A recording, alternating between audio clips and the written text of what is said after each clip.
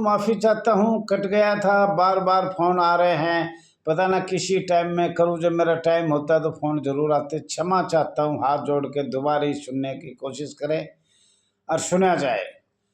हमें जो भारत सरकार को जो भी हाथ जोड़ के बार बार 78 साल, 70 साल, 75 साल, 80 साल हो गए, लेकिन कांग्रेस को तो सुना ही नहीं कोई बात। और माननीय प्रधानमंत्री जी भी एक बार कहता है, दो बार ही चुप। माननीय गृह मंत्री एक बार कहते हैं, दो बार ही चुप, फिर 2047 में चले जाते हैं। शर्मसार बात है कि माननीय सर्वोच्च न्यायालय का फैसला 10 साल से लागू संस्था पर नहीं हुआ। संशय शब्द को तो छोड़ो, वो तो अंग्रेजों को टाइम 200 साल अंग्रेज कर गए, 88 साल अब हो गई, 77-78 साल अब हो गई। वो तो 300 साल से परंपरा से ये मांग चल रही थी। और जब तक अभी वैसे तो अमेरिका करते, हम तो अमेरिका ने ब्रिटिश के द्वारा गुलाम से गुलाम बना दिए। और साथियों, संयुक्त राज्य अमेरिका में 1954 से 1968 के बीच चलाए गए नागरिक अधिकार आंदोलन का क्या महत्व था? ये सारे कानून इधर से आए। अंतर्राष्ट्रीय 1928 भारत सरकार के साइन है, 1966 में लागू किया, 66 में साइन किए, और इसका सदस्य थे भारत सरकार अंतर्राष्ट्रीय कानून का। और हम श्रमिक हैं, होमगार्ड नहीं हैं। ये आपको गुमराह कर रहे हैं कि आप होमगार्ड हो, आपसे काम लेने के लिए। वैसे तो कहेंगे आप संशय को, और जब गोली चले, जब कोरोना आए या और कोई आए, जब ये कहेंगे भाई आप एक नगर सैनिक हो, आप एक जवान हो, सशस्त्र बल हो, ये बात अधिकारियों की है। और जब हमें वेतन देना होता है, हमें सुविधा देनी पड़ती है, हमारे परिवार की देनी पड़ती है, या हम शहीद हो गए, कहीं गोली खाई, कहीं मर गए, जब ये कहेगा होमगार्ड है डाल दो।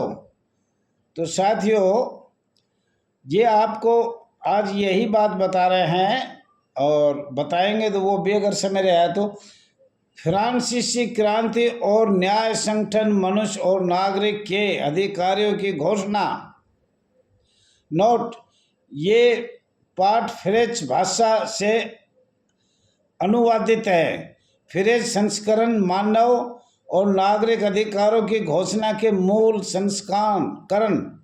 संस्करण से लिया गया है, जो 3 दिसंबर 1791 के संविधान का हिस्सा है। भारत का संविधान के अनुच्छेद फ्रेंच भाषा में विदेशी लिया गया था या नहीं लिया गया था? कृपया इस बात का उत्तर देने का कष्ट करें। हमने सरकार को लिखा है, परंतु कोई उत्तर नहीं आया। राष्ट्रीय मूल आधार पर भेदभाव के विरुद्ध संघीय सुरक्षा। नागरिक अधिकार प्रभाग जानते हो आप? प्रभाग किसको कहते हैं? संघीय नागरिक सुरक्षा किसको कहते हैं? साथियों, ये आपका अपना channel RS Dahiya x home guard में स्वागत है। ज़्यादा से ज़्यादा लाइक करें, शेयर करें, कमेंट करें, सब्सक्राइब करें, और इस चैनल के माध्यम से पूरे भारत को नहीं, अन्य कंट्रियों तक ये जाए। भारत का संविधान के निर्माण के लिए संविधान सभा द्वारा दक्षिण अफ्रीका का संविधान एवं अमेरिका का संविधान आदि विभिन्न देशों का संविधानों से प्रेरणा ली गई। ब्रिटिश संसदीय प्रणाली विधि निर्माण, एकल नागरिकता, अमेरिका न्यायिक स्वतंत्रता का अधिकार और मौलिक अधिकार, जर्मनी आपातकाल सिद्धांत, फ्रांस गणतांत्रिक शासन व्यवस्था। भारत में फ्रेंच 1946 में विदेशी संविधान किस कारण कहा जाता है? 1946 स्थायी आदेश, 1946 औद्योगिक रोजगार स्थायी आदेश 1946। ये भारत सरकार को बनाया, या ब्रिटिश सरकार को बनाया या अस्थाई सरकार को बनाया, ये हमने लिखा है और भारत सरकार से बार बार उत्तर लिया जा रहा है, पर इसका कोई उत्तर नहीं। 1940 में औद्योगिक रोजगार स्थायी आदेश ब्रिटिश सरकार ने बनाया, लॉर्ड माउंटबेटन ने बनाया या किसने बनाया, इसका कोई अता पता नहीं। भारत सरकार अधिनियम 1935, भारत सरकार अधिनियम 1935 जो ब्रिटिश सरकार युग के अनेक शर्तों लागू किया गया, विरासत में दिया गया, कुर्सी की लालच में मंजूर किया गया।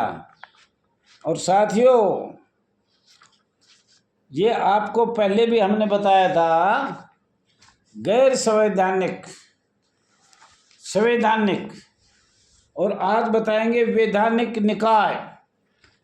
एक वैधानिक निकाय प्राधिकरण कानून द्वारा स्थापित किया जाता है। प्राधिकरण आपका जैसे कमांडेंट वगैरह ये सब जो चुने गए ये सब प्राधिकरण है,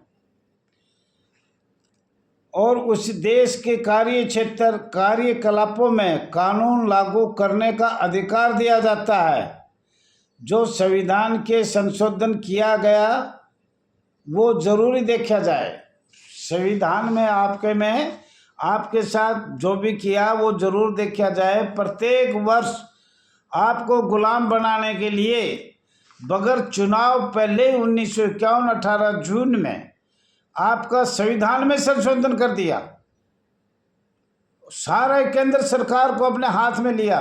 1959 में कितनी साल कभी कानून बनाया, राजपत्र कभी बना, लागू कराया। 1959, 60, 61, 62, 63, 64, 65 में आपको अवैतनिक बनाए, परमानेंट अधिकारी बैठाए। अगवे रिश्वत लेने का तरीका है ये। अगवे हम ऐसे आदमियों को नीचे रखे जो रिश्वत वो ले खाएं हम, ये अपने ऊपर तो कभी नहीं लेंगे। और कमांडेंट को बचाने की ये पूरी कोशिश करेंगे। जिला कमांडेंट को बचाने के लिए अगर सही तरीके से निष्पक्ष माननीय सीबीआई द्वारा जांच किया जाए पूरे भारतवर्ष में, तो दूध का दूध और पानी का पानी अलग अलग हो जाएगा। सबसे ज्यादा भ्रष्टाचारी सरेआम समसेवक की होती है, और नाम भी कितने, स्वैच्छिक संगठन, समसेवक, वॉलंटियर, गैर संवैधानिक, वैधानिक निकाय, 50 नाम हैं समसेवक के। इससे तो वो समसेवक आरएसएस में चले जाएं तो बढ़िया है, राष्ट्रीय समसेवक बन जाएं तो बढ़िया है। कितने कानून लगाकर अंग्रेजों के A to Z एक्ट और नियम लगाकर हमें गुलाम से गुलाम अंग्रेजों ने बनाया, फिर कांग्रेस सरकार ने बनाया। 1885 नियामक निकाय, एक निकाय और होती है नियामक। एक सरकारी एजेंसी होने के नाते एक नियामक निकाय को मानवीय गतिविधियां के कुछ क्षेत्रों में पर्यवेक्षी क्षमता में स्वायत्त अधिकार का प्रयोग करने की शक्ति प्राप्त है। उदाहरण के लिए पेंशन निधि नियामक एवं विकास प्राधिकरण और भारतीय जैव विविधता प्राधिकरण। साथियों, इसके साथ साथ आप अभी जो बात बताई थी, केंद्रीय प्रत्यक्ष कर बोर्ड, केंद्रीय प्रत्यक्ष कर बोर्ड CBDT, केंद्रीय प्रत्यक्ष कर बोर्ड सूचना राष्ट्रीय पोर्टल, केंद्रीय प्रत्यक्ष कर बोर्ड, केंद्रीय प्रत्यक्ष कर बोर्ड विकिपीडिया, केंद्रीय प्रत्यक्ष कर board BTT central board, CBTT central board, केंद्रीय प्रत्यक्ष कर बोर्ड। भारत में प्रत्यक्ष कर संबंधित सभा मामले 1 जनवरी 1964 से केंद्रीय प्रत्यक्ष कर बोर्ड CBDT को सौंप दिए गए और इसके राजस्व बोर्ड अधिनियम 1963 से अधिकार प्राप्त है। CBDT भारत में प्रत्यक्ष कर की नीतियों और योजनाओं के लिए आवश्यक निर्देशिकाएं प्रदान करता है। वहीं दूसरी ओर आयकर विभाग के माध्यम से प्रत्यक्ष कर कानूनों के प्रशासन के लिए जिम्मेदार है। CBDT का प्रमुख होता है। इसके अलावा CBDT के 6 सदस्य होते हैं जो भारत सरकार के पदेन अपर सचिव होते हैं। CBDT के अध्यक्ष और सदस्यों का चयन भारतीय राजस्व सेवा IRS भारत की प्रमुख सिविल सर्विस से की जाती है। ये सदस्य आयकर विभाग के शीर्ष प्रबंधन का गठन करते हैं। CBDT के समर्थन सदस्यों को IRM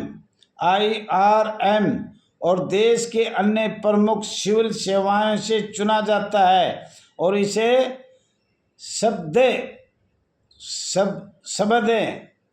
कई कार्यालय इसके सहायता करते हैं। केंद्रीय अप्रत्यक्ष क्या होता है? प्रत्यक्ष बोर्ड और अप्रत्यक्ष बोर्ड, इसमें 2 भाग बना दिए गए साथियों। यही एक दुख की कहानी है। एक प्रत्यक्ष बोर्ड जो सरकार की तरफ से है, एक अप्रत्यक्ष कर सीमा शुल्क बोर्ड।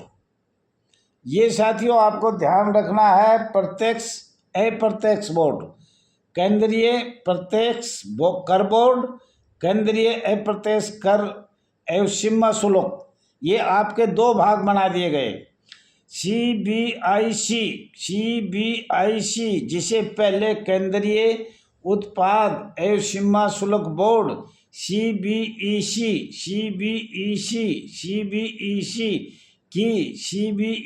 के नाम से जाना जाता है। केंद्र राजस्व अधिनियम 1963 का 54 के तहत गठित बोर्ड में एक है और ये भारत के वित्त मंत्रालय के तहत राजस्व विभाग का अधीनस्थ है। केंद्रीय अप्रत्यक्ष कर एवं सीमा शुल्क बोर्ड CBIC क्या है, ये हमने सरकार को लिखा है। CBIC क्या है? अप्रत्यक्ष कर परिभाषा, अर्थ और सामान्य उदाहरण।